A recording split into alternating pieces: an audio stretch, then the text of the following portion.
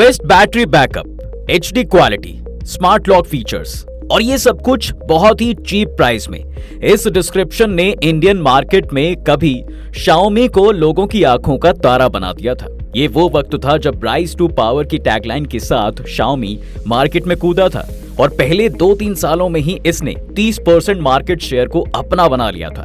लेकिन फिर कुछ ऐसा हुआ कि सक्सेस की सीढ़ी चढ़ने वाले इस फोन की कुंडली पर फेलियर का ठप्पा लग गया। नंबर 1 कहलाए जाने वाले इस ब्रांड के लिए अपनी लेगेसी मेंटेन करना तक भी मुश्किल हो गया था। ऐसे में साफ ये सवाल आता है कि आखिर ऐसा क्या हुआ कि इस ब्रांड को उनके ही लॉयल कस्टमर्स ने टाटा बाय बाय कह दिया। क्या है Xiaomi की पूरी कहानी और कैसे बिजनेस की उठती गिरती दुनिया में Xiaomi का सूरज अस्त हो गया। इस कहानी को जरा शुरू से ही शुरू करें तो 2014 ये वो साल था जब भारतीय मार्केट में स्मार्टफोन्स की शुरुआत ही हुई थी और ज्यादा प्लेयर्स मार्केट में थे नहीं। ले देकर सैमसंग, HTC और एप्पल जैसी कंपनीज ने ही बाजार में अपना सिक्का कायम कर रखा था और इनके फोन्स भी इतने महंगे थे कि आप और हम जैसे लोगों की जेब इन्हें अफोर्ड नहीं कर सकती थी। लेकिन तभी ऑनलाइन मार्केट में Xiaomi ब्रांड ने धुआंधार एंट्री ली थी। इन्होंने 13,000 की कीमत पर न केवल टच स्क्रीन फोन देना शुरू किया बल्कि गोरिल्ला ग्लास जैसे बड़े फीचर्स भी अपने फोन में दिए और इसी के चलते पहले 1 साल में तो ये फोन उस समय का टॉप सेलिंग फोन बन गया और उसके आगे आने वाले 3 सालों में ही इसने भारत के 30% मार्केट को कैप्चर कर लिया। मगर जानते हैं कि ये सबसे पहले भारत में आया कैसे? पहले इसे भारत में लाने का श्रेय जाता है उस आदमी को जो कभी फैशन इंडस्ट्री का बड़ा नाम हुआ करता था। हम बात कर रहे हैं यहाँ पर ई-कॉमर्स ऐप जेबोंग के को फाउंडर मनु कुमार जैन की। उस वक्त फ्लिपकार्ट और स्नैपडील के आने से वैसे भी इनका धंधा ठप चल रहा था और ऊपर से जब इन्हें दिखने लगा कि भाई इंडियन मार्केट में अब बाहरी ब्रांड का जबरदस्त कंट्रोल है, तब इन्होंने भी ठान लिया कि मोबाइल की दुनिया में ये भी कुछ बड़ा उखाड़ कर दिखाएंगे। और ऐसे में उनकी तलाश जाकर खत्म हुई थी चाइना में, जहां उनकी मुलाकात Xiaomi के वाइस प्रेसिडेंट ह्यूगो बार्रा से हुई थी। भारत के बढ़ते मार्केट में ये आदमी भी एक्सपैंड करने की अपॉर्चुनिटी ढूंढ रहा था। ये जानता था कि एक बार अगर यहाँ सक्सेस की गाड़ी चल पड़ी ना तो इस ब्रांड को नंबर 1 बनने से कोई नहीं रोक पाएगा। अब क्योंकि एक्सपेक्टेशन मनु कुमार जैन भी रख रहे थे, इसलिए दोनों बिजनेस लीडर्स ने साथ में काम करने के लिए हाथ मिला लिया और एक नया प्रोडक्ट बनाया जिससे नाम दिया गया MI। अब MI इसलिए क्योंकि इंडियन ऑडियंस Xiaomi को शायद कभी प्रोनाउंस नहीं कर पाती और ना ही इस चाइनीज ब्रांड को कभी एक्सेप्ट कर पाती। इसलिए साल 2014 में नए नाम, नए फीचर और चीप प्राइस के साथ MI को भारतीय मार्केट में लॉन्च किया गया और इसमें भी डायरेक्ट इस फोन को ऑफलाइन बेचने की बजाय ऑनलाइन इंट्रोड्यूस किया गया। और सबसे पहले जिस प्लेटफॉर्म पर इसे लॉन्च किया गया था वो था फ्लिपकार्ट ने हेवी डिस्काउंट और लिमिटेड सेल्स के सेक्शन में इस फोन को निकाला और कमाल की बात तो ये थी कि पहली ही बारी में लोगों का ध्यान Xiaomi पर पड़ गया क्योंकि फोन की USP ही उसकी प्राइसिंग थी। देखिए, लोग पहली बार ऐसा फोन देख रहे थे जिसमें टच स्क्रीन से लेकर स्मार्ट लॉक तक सब कुछ था और वो भी 13,999 रुपए में। अब जाहिर था कि ये फोन पॉपुलर तो होता ही, इसलिए पहले ही साल में ये फोन मैसिव सक्सेस बन गया। अब इसकी सफलता का अंदाजा आप इसी बात से लगा सकते हैं कि भाई अगले 3 साल में ही इस फोन ने 24% मार्केट शेयर को कैप्चर कर लिया था। एक पॉइंट ऑफ टाइम पर तो इसने मार्केट के सबसे बड़े लीडर सैमसंग की भी हवा निकाल दी थी। यहाँ तो कि ऑनलाइन बिकने वाला हर दूसरा फोन Xiaomi ही होता था। आलम तो ये था कि ये फोन सभी कस्टमर्स की आंखों का तारा बन बैठा था। लेकिन वो कहते हैं ना कि वक्त और जज्बात बदलते देर नहीं लगती। समझ लीजिए कि बस ऐसा ही कुछ यहाँ भी हुआ था। आज Xiaomi के अच्छे दिन रिवर्स गियर पर चल रहे हैं और अपनी टॉप पोजीशन से खिसक कर ये 4th स्पॉट पर पहुंच गया है और उस पर भी ग्रोथ से ज्यादा कंट्रोवर्सी को लेकर खबरों में रहने लगा है। यहाँ जरूर आपके जहन में सवाल आ रहा होगा कि आखिर इसने ऐसी कौन सी गलती कर दी थी। अब ये बताने से पहले हम आपको बता दें कि आर्टेरियम आपके लिए लेकर आया है मेडिटेटिंग शिवा की अद्भुत मूर्त, जो आपके दुखों को दूर करके आप में एक नई ऊर्जा का संचार करेगी। तो अगर आप भगवान शिव को अपने जीवन का हिस्सा बनाना चाहते हैं और हर वक्त एक पॉजिटिव एनर्जी को फील करना चाहते हैं तो अभी www.thearterium.com पर जाएं और मेडिटेटिंग शिवा को अपने घर पर ले आएं। आप हमारा कूपन कोड मिस्टिका 10 का इस्तेमाल करके 10% का डिस्काउंट भी ले सकते हैं। लिंक आपको डिस्क्रिप्शन में मिल जाएगा। अब कहानी पर आगे बढ़ें तो Xiaomi की गलती की शुरुआत इनसे नहीं बल्कि उन इंसिडेंट से हुई जिसने भारत और चाइना के रिश्तों में गर्मी ला दी थी।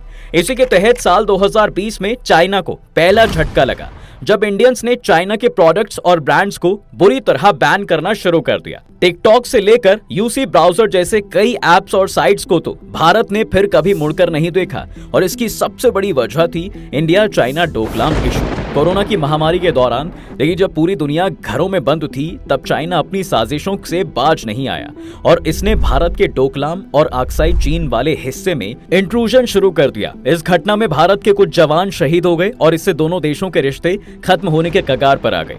एक तो पहले ही चाइना के वायरस ने सारी दुनिया को घर में बंद रहने के लिए मजबूर कर दिया था और ऊपर से उसकी इस हरकत ने लोगों के दिलों में एंटी चाइना सेंटीमेंट को तेज कर दिया था। #बायकॉट चाइना और #बायकॉट चाइनीज ऐप्स की आवाज सोशल मीडिया से लेकर हर भारत के घर में फैल गई। इंडियन कस्टमर्स ने साफ कर दिया कि वो अब प्रोडक्ट्स यूज करेंगे तो केवल मेड इन इंडिया और चाइना के ब्रांड्स को मार्केट में घुसने भी नहीं देंगे। इस क्रिटिसिज्म ने Xiaomi की सेल और कस्टमर बेस को भले ही कई महीनों के लिए ठप कर दिया हो, लेकिन कमाल ये था कि नई डील्स और नए स्पेसिफिकेशंस के साथ ये ब्रांड फिर उठ खड़ा हुआ और इसने अपनी सेल में एक जबरदस्त रफ्तार पकड़ने के लिए मेड इन इंडिया का ठप्पा अपने फोन पर लगवा लिया। अपनी वेबसाइट पर इन्होंने मेड इन इंडिया का पेज भी लगाया और इसी के साथ जवानों के परिवार को बड़े बड़े डोनेशंस देने की बात भी कही, जिससे ऑफ कोर्स काफी हद तक लोगों ने Xiaomi की तरफ ट्रस्ट दिखाना शुरू कर दिया और उनकी सेल भी बढ़ी। लेकिन जब तक ये पूरी सिचुएशन अपने कंट्रोल में लेते तब तक इनसे एक गलती और हुई, जिससे इस ब्रांड की बची कुची जो इंडियन इमेज को भी एक जोर का झटका लगता है। दरअसल ईडी ने Xiaomi के $1 बिलियन एसेट को फ्रीज कर दिया। यहाँ ईडी का कहना था कि कंपनी फॉरेन एक्सचेंज रूल्स को वायलेट कर रही थी और कई फॉरेन संस्थाओं को रॉयल्टी पेमेंट्स की आड़ में पैसे भेजे जा रहे थे। इस खबर के आने के बाद से तो एक तरफ जहां कस्टमर्स की शक की निगाहों ने Xiaomi को घेर लिया, वहीं Xiaomi के इंटरनल मैनेजमेंट में एक बड़ी उथल पुथल आ गई। अंदर ही अंदर कंपनी में इतनी खलबली थी कि जिस समय उन्हें कस्टमर्स को संभालना चाहिए था उस समय वो अपने मैनेजमेंट को संभालने में लगे थे। इन एलिगेशंस को बदलने के लिए जहां उन्हें बिजनेस स्ट्रैटेजी चेंज करनी चाहिए थी, वहीं वो अपने सिस्टम को समेटने में लगे थे। और इसी बीच खबर ये भी आती है कि मनु कुमार जैन जो खुद Xiaomi को लेकर आए थे वो इसे छोड़कर दुबई शिफ्ट हो रहे हैं और इस फर्म को वो टाटा बाय बाय कह देंगे। अभी ये खबर लोगों के लिए पचानी मुश्किल ही हुई थी कि ये भी सामने आया कि कंपनी से बाकी कई एग्जीक्यूटिव और हेड ने रिजाइन कर दिया है। मतलब कहीं ना कहीं साहब Xiaomi का इंटरनल सिस्टम कोलैप्स हो गया था और इसी के चलते उनकी बिजनेस स्ट्रैटेजी भी फेल हो रही थी। इनके लॉस और फील्ड सिस्टम का अंदाजा आप इसी बात से लगा सकते हैं कि साल 2022 के फर्स्ट क्वार्टर में जहां इस ब्रांड का मार्केट शेयर 21% था, वहीं सेकेंड हाफ में सिकुड़कर ये 16% पर रह गया।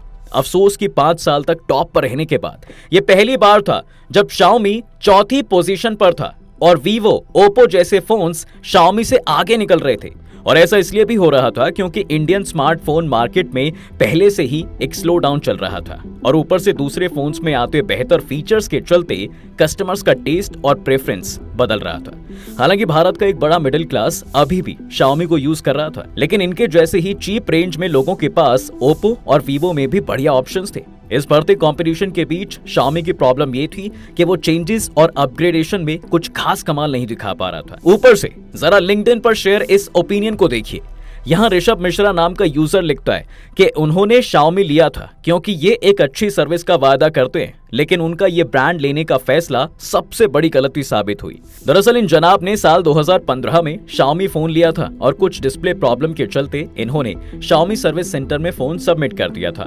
इन्हें कहा गया था कि 3 से 4 दिन में फोन आपका मिल जाएगा, लेकिन ऐसा कुछ नहीं हुआ, बल्कि 2 महीने गुजरने के बाद भी इन्हें कोई भी रिस्पॉन्स नहीं मिला। कंपनी को भी कई मेल्स लिखने के बाद भी ना तो उनकी प्रॉब्लम का कोई सॉल्यूशन निकाला गया और ना ही उन्हें ठीक से अटेंड किया गया।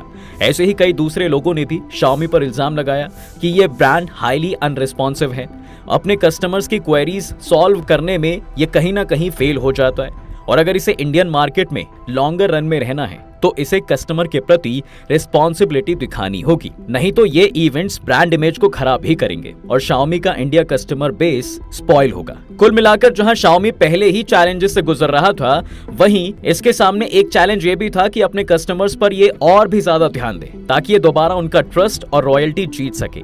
आज Xiaomi का मार्केट में हाल कुछ ऐसा है कि इस ब्रांड को सैमसंग और एप्पल से तगड़ा कॉम्पिटिशन मिल रहा है। एप्पल को लोग जहां स्टेटस सिंबल के लिए पसंद कर रहे हैं, वहीं सैमसंग और वीवो भी बजट में एक बेहतर 5G फोन को इंट्रोड्यूस कर रहे हैं। ऐसे में Xiaomi का प्राइम फोकस अब 5G कैटेगरी में बेहतर फोन्स निकालना है और इसके साथ ही उसे एक सॉफ्टवेयर अपडेट की भी जरूरत है, क्योंकि कई बार कस्टमर्स ने शिकायत की है कि Xiaomi के MIUI सॉफ्टवेयर में डेटा प्राइवेसी इश्यूज है और यही वजह भी रही है कि इसके कई कस्टमर्स ने इन्हें छोड़कर दूसरे ब्रांड्स को चुना है। ऐसे में Xiaomi के पास चैलेंज है कि वो लोगों के दिलों में वही जगह बनाए जैसी बाकी ब्रांड्स की है, और ये तभी होगा साहब जब ये कंपनी कुछ नया और अनोखा अपडेट कस्टमर को परोसेगी।